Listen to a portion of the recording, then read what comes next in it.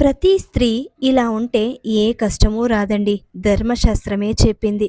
సుమంగళి స్త్రీలు నెత్తిన కుంకుమ లేకుండా ఎప్పుడూ ఉండకూడదు. 2 చేతులతో తల గీరుకోకూడదు. అయిన దానికి కాని దానికి ఎప్పుడూ కంటనీరు పెట్టుకోరాదు. ఇది దరిద్రమును తెచ్చిపెడుతుంది. ఒక ఆకులో వడ్డించిన దానిని తీసి మరొక ఆకులో వడ్డించకూడదు. ఇంటికి వచ్చిన సుమంగళి స్త్రీలకు పసుపు, కుంకుమ, తాంబూలాలు ఇచ్చి సత్కరించాలి. గర్భిణీ స్త్రీలు నిమ్మకాయ కోయకూడదు. టెంకాయ పగలగొట్టకూడదు.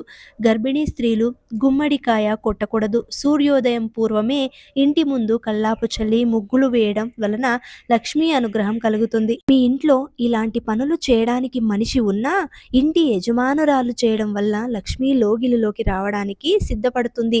చేతితో ఎప్పుడు అన్నం కానీ, ఉప్పు కానీ, కూరలు కానీ వడ్డించుకోకూడదు. ఏ వస్తువైనా ఇంట్లో ఉండి కూడా లేదు అని మాత్రం అనకూడదు.